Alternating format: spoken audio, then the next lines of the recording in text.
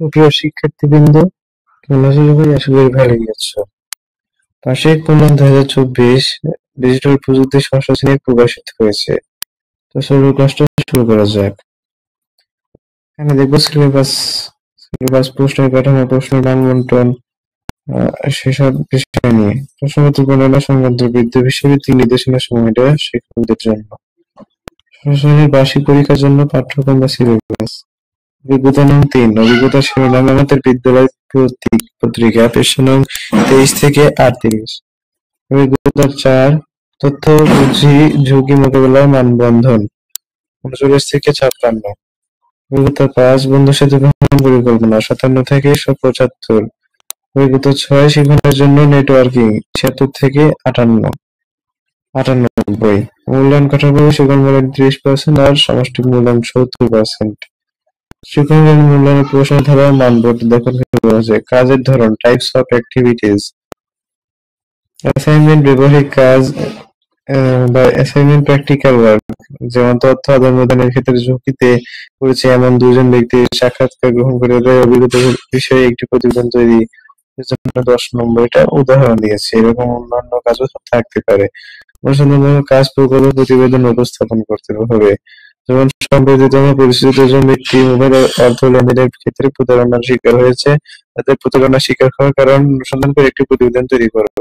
এভাবে তোমাদের শিক্ষকরা এরকম জাতীয় কোনো প্রশ্ন তৈরি করবেন, সেজন্য 10 নম্বর পাবে। শ্রেণীর কাজ, পাঠ্যপুস্তকের সন্নিবেশিত একক দলগত কাজ, বক্স পূরণ, ফ্লোচার্ট অঙ্কন। যেমন তোমার বাড়ি থেকে বিদ্যালয়ে আসার কাজ বা ধাপগুলো পাঠ্যবিদ্যা 6 পৃষ্ঠা 61 প্রবাহ চিত্রের মাধ্যমে প্রকাশ করো, এজন্য 10। এটা বইয়ের একটা নমুনা হিসেবে দেখিয়ে দিয়েছে, নমুনা। তো এটা দেখে এর মাধ্যমে এই জাতীয় কোনো প্রশ্ন তৈরি করে স্যার তোমাদেরকে সে কাজ দিতে পারে। মোট 30 নম্বর পাবে। বিশিষ্ট দ্রব্য জাহাজের নমুনা হিসেবে প্রদত্ত উদাহরণ সমূহের বাইরে অন্যভাবে কাজ দেওয়া যেতে পারে, এগুলো নমুনা মাত্র। ভিন্ন ভিন্ন প্রেক্ষাপটে শিক্ষার্থীদের ভিন্ন ভিন্ন কাজ প্রদান করা যেতে পারে।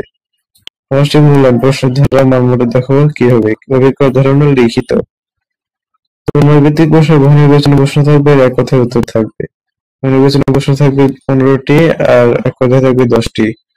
তো প্রত্যেকটার জন্য 1 নম্বর করে পাবে, মোট 25 নম্বর পাবে।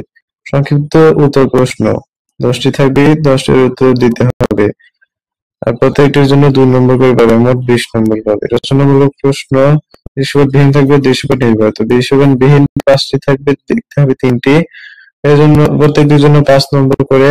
আর দৃশ্যপট নির্ভরের সাথে থাকবে, 5-এর উত্তর দিতে হবে, প্রত্যেকটির জন্য 8 নম্বর, মোট 55 নম্বর। তাহলে মোট 100 নম্বর 500, আর এর জন্য 3 ঘন্টা সময় থাকবে। সামষ্টিক মূল্যায়ন, কাঠামো, মোতাবেক নমুনা প্রশ্নপত্র। এটি একটি নমুনা প্রশ্নপত্র। এই নমুনা প্রশ্নপত্র আপনি এই বিষয়ে আপনার শৈক্ষিক প্রশ্নপত্র তৈরি করবেন, কোনোভাবে নমুনা প্রশ্নপত্রের উপর ব্যবহার করা যাবে না। দেখো প্রথমে কি আসছে, নৈর্ভিত্তিক প্রশ্নের যে বহু নির্বাচনী প্রশ্ন আছে সেটা প্রথমে আসবে, তারপরে কি আসবে, 10টি কয়েক কথায় উত্তর আসবে, তারপরে আসবে সংক্ষিপ্ত দৃশ্যপটবিহীন। এখানে কিন্তু আগেই এক কথায় উত্তর চলে গেছে, আর এগুলো হলো সংক্ষিপ্ত প্রশ্নের উত্তর। তারপর দৃশ্যপটবিহীন প্রশ্ন 5টি থাকবে, এখানে 3টি উদাহরণ হিসেবে দিচ্ছে, তারা 2টি থাকবে আর 3টির উত্তর দিতে হবে।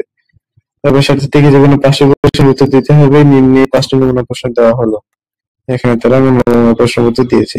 আগের মতো কিন্তু আর 4টি প্রশ্ন, 2টি প্রশ্ন আছে আর উদ্দীপক দেওয়া আছে। 2টি প্রশ্নের উত্তর দিতে হবে, প্রথমটার জন্য পাবে 3 নম্বর, আর কয়েকটার জন্য পাবে 5 নম্বর। দুটোই বড় প্রশ্ন। নৈর্ভিত্তিক প্রশ্ন অংশের 25টির উত্তর, যে নৈর্ভিত্তিক প্রশ্ন দেওয়া আছে সেগুলোর উত্তর তারা দিয়ে দিয়েছে। এইগুলো তোমরা নোট করে রাখতে পারো, প্রশ্নপত্র স্ক্রিনশট দিয়ে রাখতে পারো।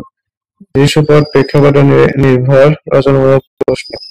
ববি অনেক দিন থেকে একটি কবিতার বই প্রকাশ করতে চান, এটা উদ্দীপক দেওয়া হয়েছে। তো এখানে রুবিক্স তার জন্য এটা দিয়েছে তারা। এখানে এক ভুল বা অগ্রহণযোগ্য হলে কোনো উত্তর লিখলে সে কোনো নম্বর পাবে না।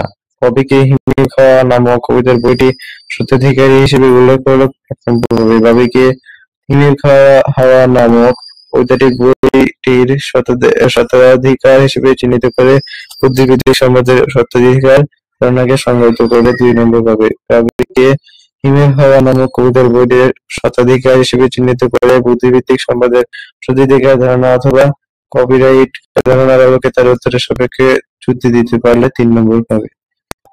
এটা শুধু দিয়ে গেছে যাতে শিক্ষকরা তাদের মূল্যায়ন রুব্রিক্স তৈরি করতে পারে এবং তোমাদের নম্বর দিতে পারে অন্যান্য প্রশ্নের আলোকে। তারপরে এখানে আরেকটা যারা রুব্রিক্স দিয়েছে 2 নম্বরের রুব্রিক্স।